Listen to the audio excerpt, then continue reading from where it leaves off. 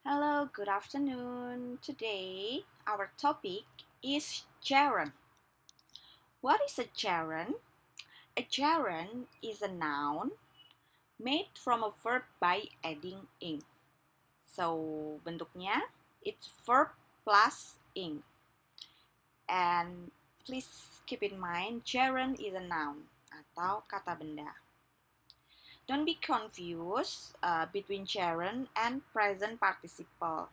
Teman-teman kemarin mungkin udah pernah belajar ya tentang present participle atau uh, grammar tentang melakukan sesuatu yang sedang terjadi, suatu tindakan yang sedang terjadi, present participle. Bentuknya sama, gerund dan present participle itu sama-sama verb plus ing. Tetapi ada perbedaannya. Perbedaan yang paling utama adalah gerund itu berfungsi sebagai noun atau kata benda. Sedangkan present participle itu bentuknya atau berfungsi sebagai complete progressive verb or modifier. Nggak usah bingung, complete progressive verb itu artinya adalah kata kerja untuk menggambarkan suatu kegiatan yang sedang berlangsung. Sedangkan modifier itu nanti kita bahas ya. Nah, ini kita detailkan. Gerund itu berfungsi sebagai kata benda. Karena dia kata benda atau noun, dia bisa berfungsi sebagai subjek, direct object, indirect object, maupun sebagai object of the preposition. Apa sih bedanya? Subjek itu adalah sesuatu yang dibicarakan atau yang melakukan suatu kegiatan atau yang melakukan sesuatu ya. Jadi dia ini subjek itu yang dibicarakan. Biasanya dia ada di awal kalimat.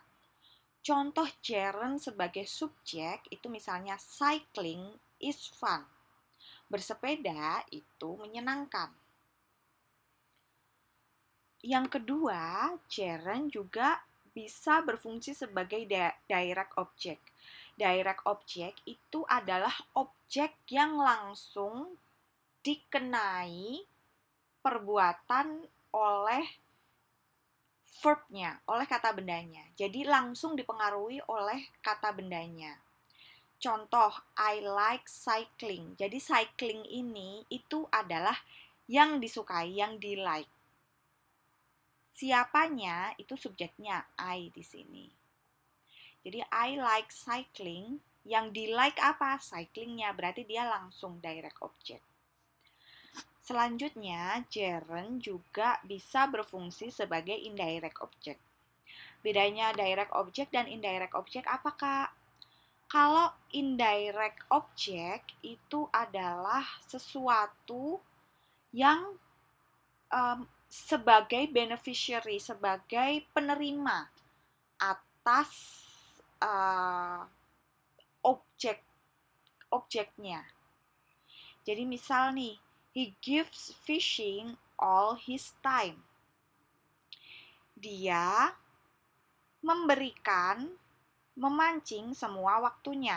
Ini indirect karena yang subjek berikan, yang he berikan, yang di give, yang diberikan itu apanya? All his time. Penerima all his time-nya apa?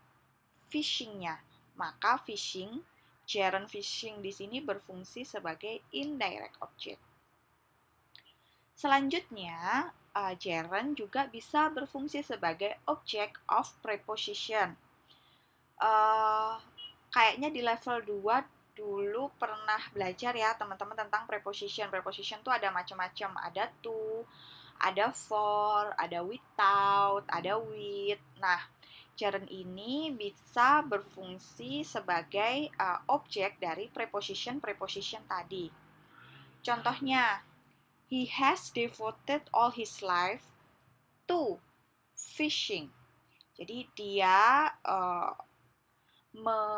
mengabdikan seluruh hidupnya untuk apa? Untuk memancing, untuk fishing.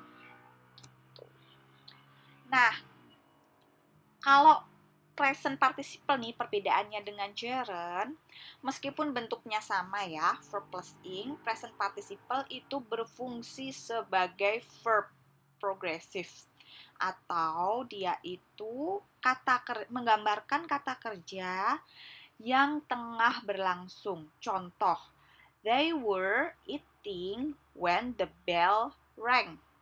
Mereka sedang makan saat bel berbunyi.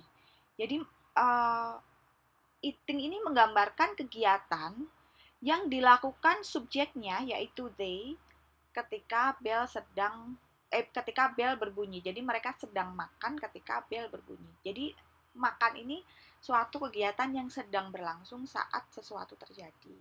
Ini jadi verb ya, kata kerja, karena dia menggambarkan kegiatan yang sedang berlangsung yang dilakukan subjeknya.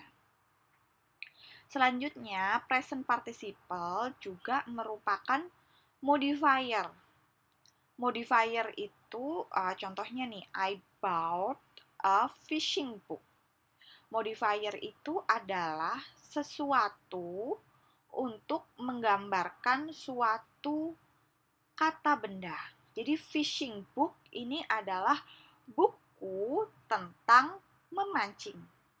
Jadi memancing ini menjelaskan si buku tersebut. Buku tentang apa? Buku tentang memancing. Jadi kalau kayak gitu disebutnya modifier. Nah, tadi udah dijelasin ya di awal sebenarnya penggunaan gerund ini ada 4. Bisa sebagai subjek atau sesuatu yang dibicarakan.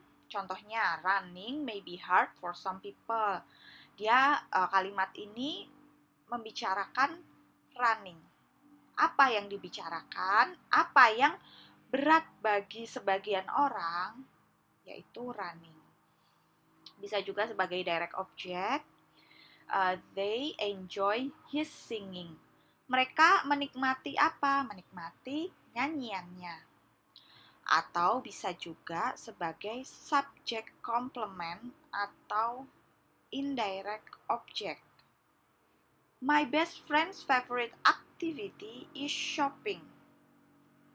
Yang terakhir bisa jadi object of preposition. The manager fired the worker for removing some substantial data.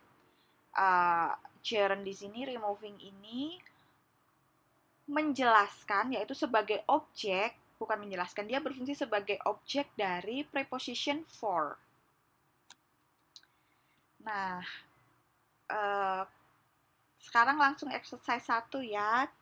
Coba gunakan gerund dalam sebuah kalimat, masing-masing sebagai subjek, direct object, subject complement, dan object of preposition. Jadi ada 4 kalimat. Silahkan.